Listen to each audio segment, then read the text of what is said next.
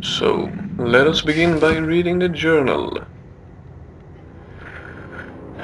A piece to the puzzle, the scream downstairs was the result of an attack by a beast, something Jeremiah calls a howler. Similar to a dog, the animal was pale in complexion, had claws as long as my arm, and could leap several meters from a dead stop. I killed the fiend, but before I could thoroughly inspect the corpse, it vanished without a trace. Upon questioning Jeremiah, I am a little more unnerved than I was after seeing the howler. He told a story involving his brothers and sisters, an isle of standing stones, and a sorcery book of his late father's. Apparently, the Covenant children, led by Jeremiah, went to the island and read from his strange book. He maintains it was simply a prank to scare his kin. He believes something from within the ring of stones answered back, raging the sea, angering the wind, and shaking the earth. Since that time, Jeremiah has been visited by terrible misfortune.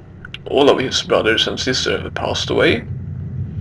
I recall one late night in the foxhole. Jeremiah showed me a picture of the youngest sister, Lisbeth. In a foxhole. Jeremiah showed me a picture of the youngest sister, Lisbeth. No more than a teenager, she was so striking I found it hard to concentrate on his descriptions of the others. Anyway, Jeremiah is not completely convinced they are indeed dead. Well, to be precise, he's not sure they have remained dead. I suspect that these delusions brought on by his memory of that day at the stones. Otherwise, I can only imagine this is a terrible prank played upon a dying man. But if they are only delusions, why not inform me of them when we first spoke? Why would he not write me of such in his letter? Perhaps he did not think I would come. Now we will get the ectoplasm.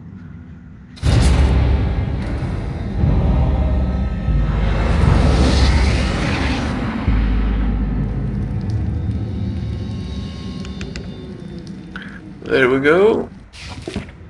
The scroll Jeremiah gave me has revealed a powerful spell. It seems that with proper concentration and focus of my mana, I am able to release ethereal bolts of ectoplasm from my hand. Unreliable at far range, the mystical damage seems quite effective in close quarters.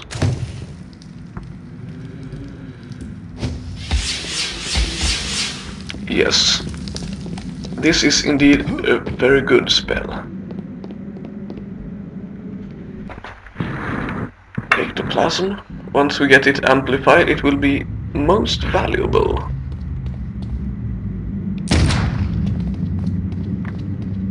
I really do like the sound of that gun. Have you noticed anything strange going on? Apparently, Elizabeth's room was broken into last night during the commotion. Where's her room? Just down the hall from here. It's quite a mess. Well, you have quite a nassle. The butler said someone broke into Lisbeth's room. Perhaps I should investigate. Perhaps I should. Go on, you. Stuck. Stuck. It won't budge. Locked.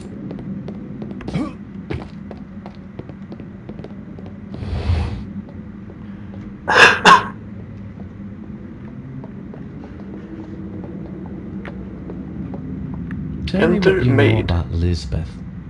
Why, she was a fetching young lass. Quite the fiery temper, though. She could be placid and calm 1 minute, and then suddenly she's spitting curses and swinging her nails at you like an animal. 'Tis a pity her mother died birthing her. Indeed. Following her mother's death, I'd raised Lisbeth like my own. In the end, the wasting sickness got her. I'd cared for her when she was sick and watched her wither away to nothing. Pity a young woman has to die in the spring of her life. Now she rests with her poor mother at the family mausoleum. The groundskeeper claims to have seen her recently. Oh man, seeing a ghost is never a good omen. Where can I find this groundskeeper? He's out in the gardens. You can get there through the kitchen. Your knowledge is appreciated. Thank you. So, you raise her as your own and she ends up psychotic. Interesting. I spoke with the maid about Lisbeth. The siblings' mother, Evelyn, apparently died while giving birth to her, and the housekeeper filled the void of her material absence. She said Lisbeth was a very beautiful girl with a short, violent fuse who passed away from a wasting disease. I take note of the irony of someone who was so beautiful dying of such a heinous disease that caused the destruction of their vanity. The maid said that the groundkeeper believed to have seen Lisbeth alive. Having seen Lisbeth with my own eyes, I can only believe this maid's frightful testimony. I'll go down to the kitchen and try to find my way out to the gardens anyway.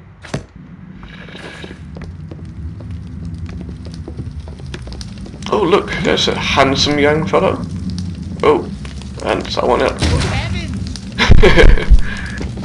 Yeah, go on.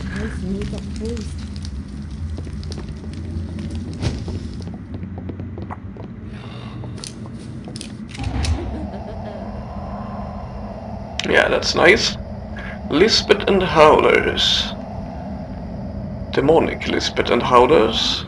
And Lisbeth and the dogs. Hello? Creepy woman just standing there staring at me. No, nothing in here. Let's go down to the kitchen and find the manservant. No, the gardener. Locked. You need the study key. They are supposed to be attacked. There we go. Help me!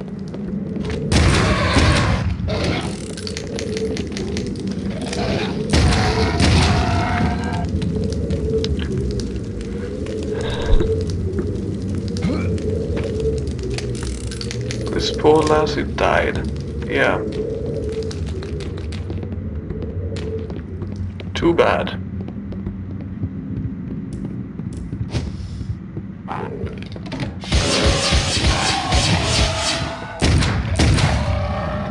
See? Really like the ectoplasm. And you have nothing to say, no? No, you are dead quiet.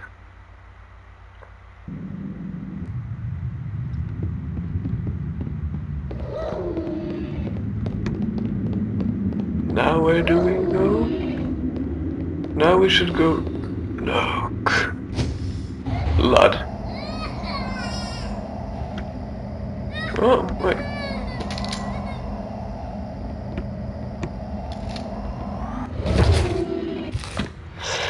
Dearest mother, all is not well here at the Covenant estate. Joseph, my husband, who once charmed me with his goodwill and smile, now seems distant and reclusive. I realize that when we met there are those imperfections one must look past and that your heart helps you to forgive.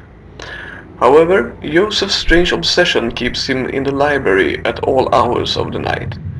Seldom are we spending time together, and even more rarely does he want to exercise his husbandly rights towards me. I'm beginning to feel inadequate, especially when he talks of his desire for children prancing around the estate. What am I to do? I bide most of my time alone in the greenhouse, reminiscing of my sweet youth and the rich and gallant Peter Rokana, who would wait patiently on me and shower me with expensive gifts, like my beloved pearl necklace. Things could have been differently had I kept that social path. Instead, I feel like I'm the fool for getting involved with Joseph Covenant. His prime moments are being spent in his library with books twice as old as me. Apparently my visage can't garner his attention. What dear advice would you give me, dearest mother? I'll be waiting for your response. I hope that this letter finds you and father well. Tell father not to worry about his little Robin, as I've left the nest but shall never leave his heart. With love, Evelyn. Poor Evelyn. We should have married the other bloke. Saved us all some trouble. saved us all a lot of trouble. You could say that this game is entirely Evelyn's fault. Oh, but where did you come from? I was so lost in my ramblings, I did not notice them.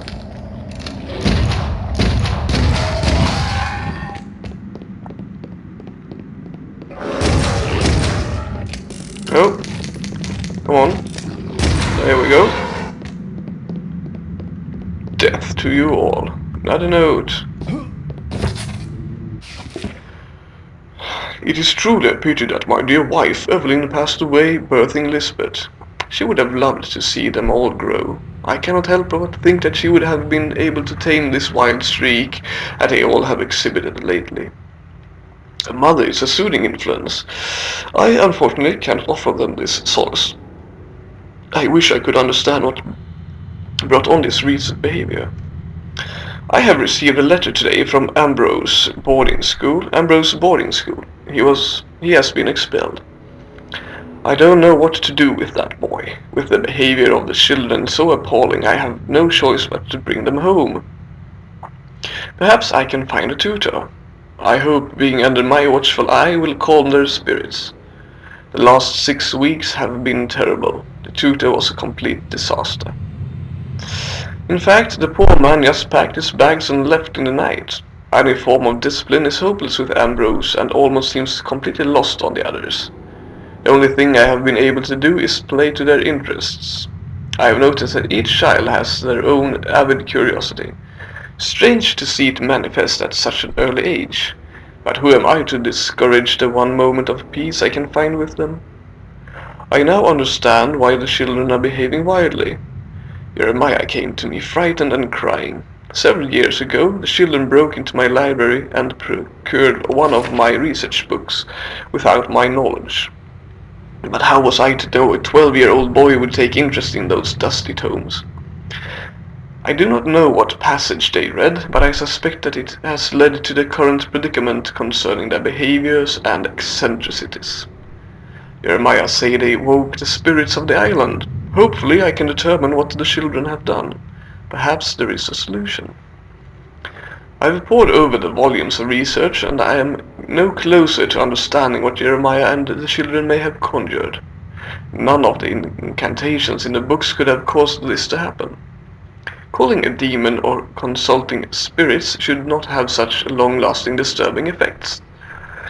I even traveled to the stones. Nothing there gave me clues to what has happened. Perhaps if they had only told me at the time I would have more insight. Now any clues would be long gone. I have determined the stones are some sort of focus. Perhaps there is a reason so many people have been attracted and repulsed by this land. It seems that my own fascination with the standing stones has wrought its corruption upon my children. Joseph. Tragic family tale indeed this is. No monsters around the corner. They will be under the stairs. Aaron, is that you? Laughing from behind our backs? Where are you, Aaron?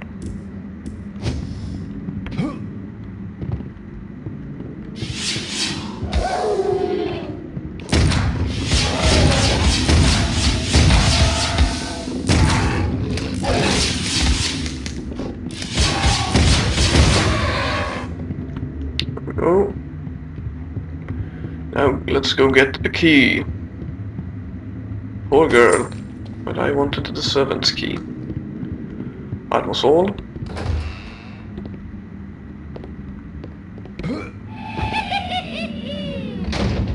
Left or right, left or right.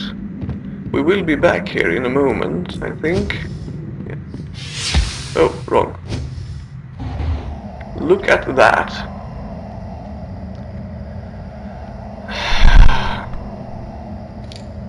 Poor Jeremiah with his head cut off. Will we be able to... Lisbeth? Hello?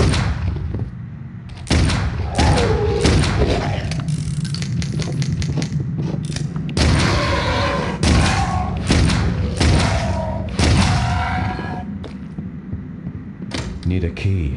Need a key. Yes. We need a key to get through there. Maybe Lisbeth will give us the key. Jammed. No. Down here we go then. Traveling onwards. Won't budge. Won't budge. Into the dark. Oh, I have to reload. Wasting Won't ammo. budge.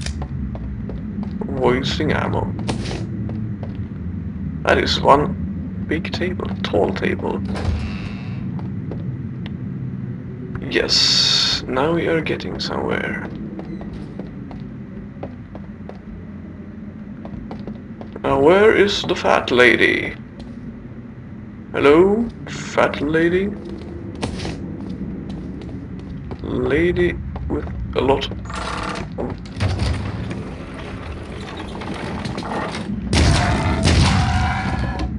Stuck. Oh! I thought I would be able to get in there. No? No, later, perhaps. I know I will have to travel.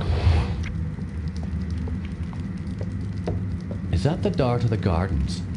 Dar. Yes, it is. However, I don't have the key. I lent it to the maid. I believe she's cleaning Herr Keisinger's room today. It's located in the east wing of the house.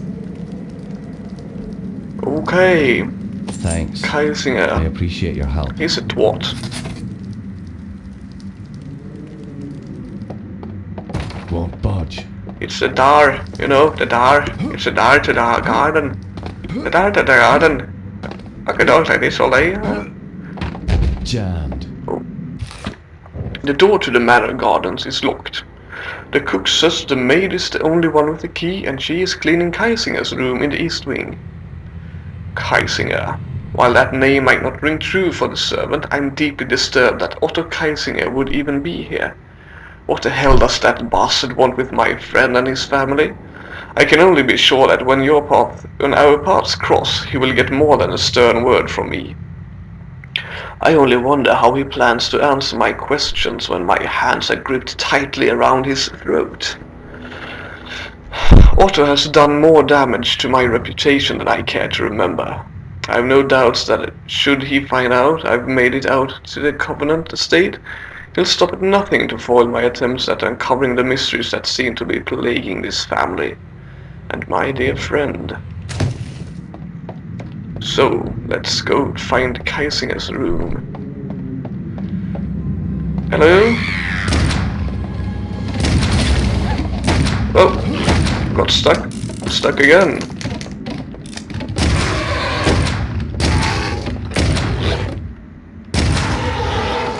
There we go. Close one. Won't budge. No. Let's continue onwards to the east wing. Yes, I do believe we will find Oneiros now, in a while. The dream realm. Come on, Aaron. Come see. There is a book we want. I know it is around here someplace. It's up there. Oh, there. Ah, here it is. Yes. Where it is. Alright. I have to remind myself that I have to replenish my own health.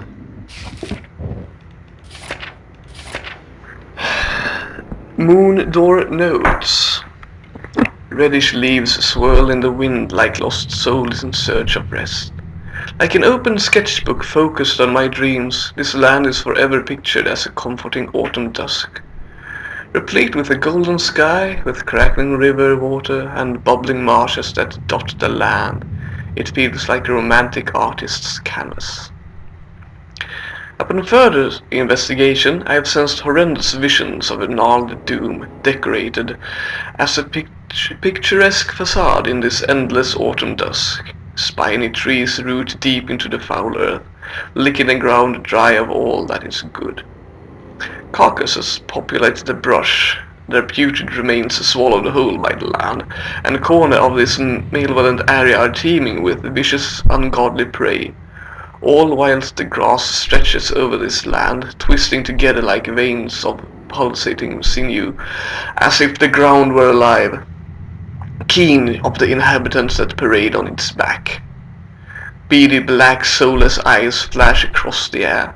Tiny quick-winged bats streak through the bright sky, flying racers waiting for the perfect moment to descend.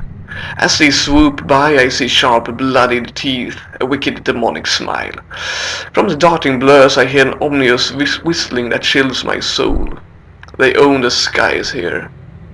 Wraith-like, hooded minions, overseer without heart or soul, patrol this land. Slash and stitch techniques permeate their faces and arms, patched together like sheep quilts, using the skins from the bodies of rank corpses. They gather and live like packs of rabid wolves, instigating fights for supremacy. These abominations thirst for my destruction. They are mostly clustered around footpaths that seem to traverse upward along a cliffside, but alternate groupings are planted among water holes and the hollowed trees. Further down the path, it is as if the shadow was shallowing the surrounding whole, without a penchant of logic or drop of meaning. It is as if the only reason for this actually lies in the darkness itself. Like royalty that rules the black void, entombed in the night infinite. It is she, the eternal mistress of shadows. Aaron. What's the second girl named Elizabeth? You can't have Lisbeth and Elizabeth, right? Because she has autumn. It is her domain. We will reach that later. Won't budge. Whoa.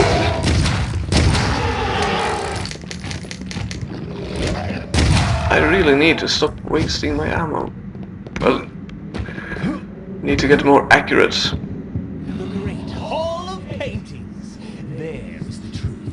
Image becomes reality. He will rise again. The ritual continues through our blood. It does? That's bad, right?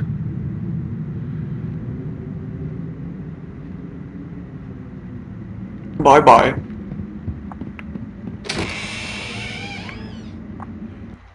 So, we are getting near to Oneros, I think. Ah, yes. No? Oh, I thought we were supposed to listen at that door. No, I'm going to go down here first. Oh. Bethany often used this room as her office after Jeremiah left for the war. Yeah. That's not a pretty looking fellow, is it? More to read, more to read. Bethany's writing. Bethany, yeah, Bethany and Lisbeth. Bethany is the Autumn Queen. Why do I waste my time with posers and fools? I realize now that my correspondence with these others have been a waste of my time. Father had done more research than I could truly appreciate until now. Most of these other magicians are braggarts who act the part but rarely have an inkling of the truth. I've tried to contact the Golden Dawn, but have been ignored and insulted since I'm not from the continent. Alistair Crowley insists I become his acolyte. I suspect it is more of a harem. His vanity is boorish and fraudulent. He is as confused as my brother. Both are lost in vice. While Aaron numbs himself and seeks escape, the great beast actually believes it to be revelation. A few have been unresponsive or cryptic. I suspect if I pursued them I might glean some knowledge. However, I am beginning to realize that my research and documentation are beginning to plateau. What I have learned must be put into practice. Perhaps the nature of the knowledge I seek cannot be found within this society. Trial and error has slowed my learning due to the long recovery periods. The help probably suspects something is amiss since my health fluctuates drastically from these rituals. I wouldn't dare say anything, besides I can always blame erratic fortitude upon my family legacy. That should be enough to excuse my bouts of weaknesses. Besides, Aaron languishes in stupor even now. Bethany. Oh, and now we have much brighter screen. Because I scried too early. That's not good. I need to talk to you, lady. No?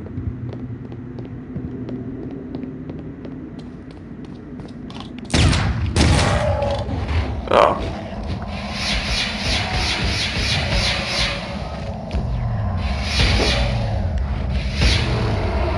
Here we go.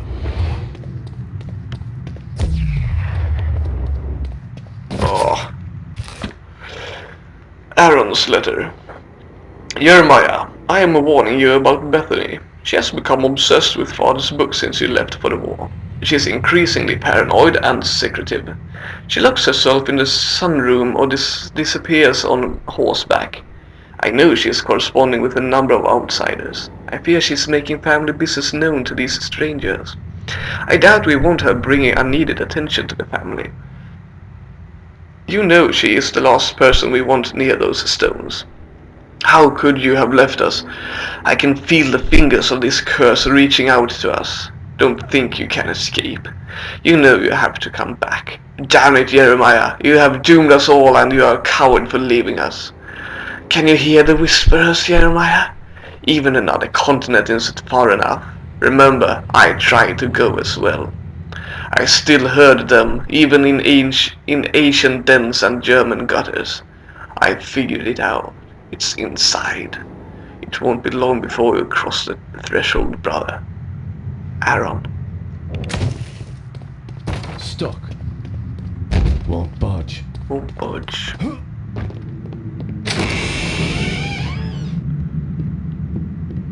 Jam. Eating the servants, are we?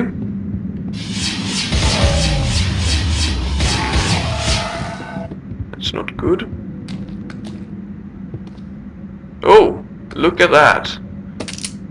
Perched and sat and nothing more. Whoa, whoa! Even more of them. Yeah, let's keep pushing them back and throw it. Ah, come on.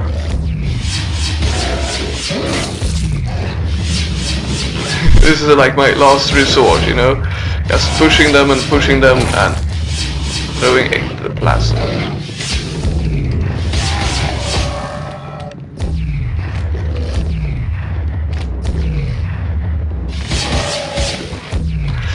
Oh, I can't wait until we get the Tibetan cannon.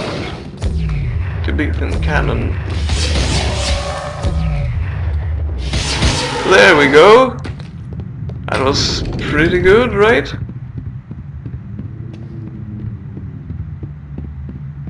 Stuck.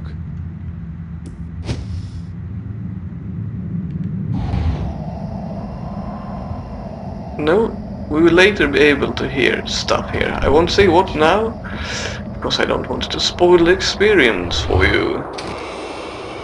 Dear viewers, the one of you. Here we go.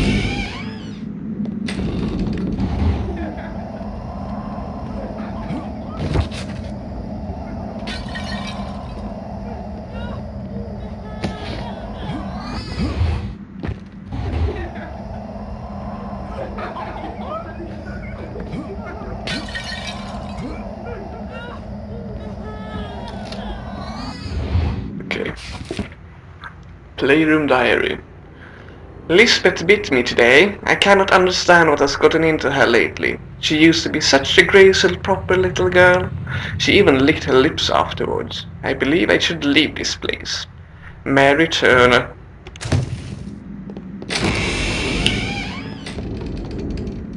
Flickering lights. darkened hallways. Will this be the end? Whoa! Back off. Oh yes, I forgot. There we go. Away with you. It will... yeah, I will go the other way first. Because when I enter there, it will load. And I want to see if I'm... might... oh yes, fuck this. Yeah, oh, here we go. Come on. Here we go. Oh, more of you. Damn it. How many of you are there?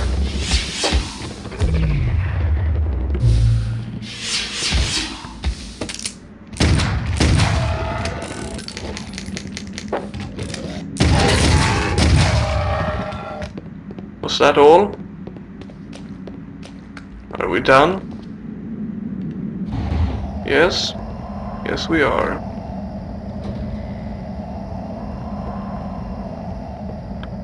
Oh.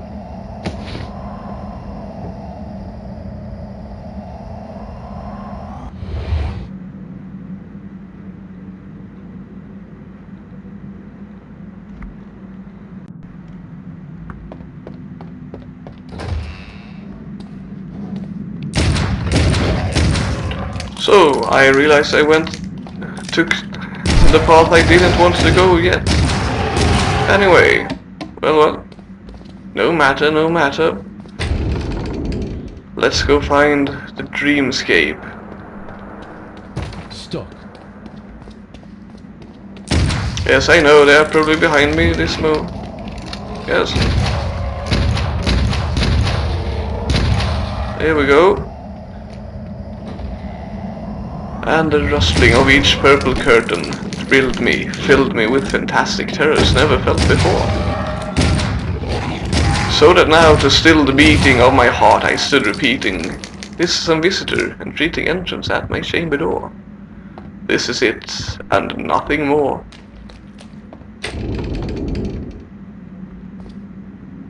Are we supposed to be here now?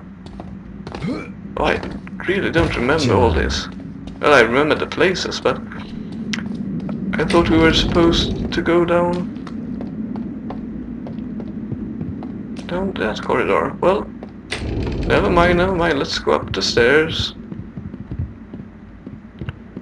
Let's go up the stairs. Oh, not yet. Stuck. Okay. So... 7 bullets left. That's not a good thing, Jeremiah. That's not a good thing.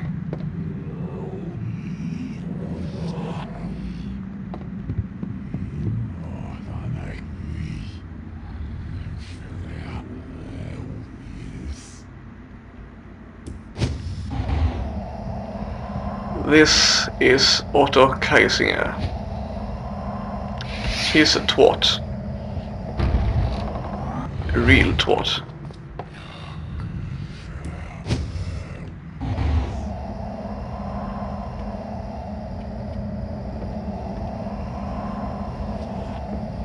That was all?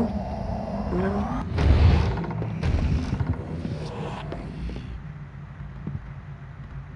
Stuck. Won't budge. And now... there will soon be nasty enemies. I'm like that annoying kid at movies who will just spoil the movie for everyone else by saying, "Oh, look at this, look at this." Yeah, Oneiros. So let's read Liz Kaisinger's note. The power really is here. I can feel it grow as the family shrinks. 10 little, 7 little, 5 little Indians. So sad that I spilled Covenant blood prior to my arrival. Ha! It was a trifle beneath me, but arriving without cause nor invitation at the king's throne simply would not do. Insignificant fodder she was. But Patrick Galloway, how is it I did not foresee his arrival? Still strange to me that Jeremiah's affection for the Irishman did not waver with time, even after the wonderful night at Cashel. I await his arrival. Otto Kaisinger. Okay, so let's go into Oneiros. This nightmare world. Oneiros history. Some connections are made to be discovered, while others should remain unseen. Some lands are best never spoken, as their hell lies in between. The words ring in the mind like a dream with irony not lost. For Oneiros is simply that, the dream of city of forgotten souls, governed by none but watched by many. With a sky that bleeds crimson, it is the only uncharted realm this scholar has witnessed. For the single time I attempt to grasp the land, it seemed to belittle me by changing shape. I will keep watch over this tower until the entrance can be sealed. Otto Kaisinger. And with that, we will end this recording, and our journey through Oneiros will be an entirely recording of its own. So I'll see you next time. Ta-ta.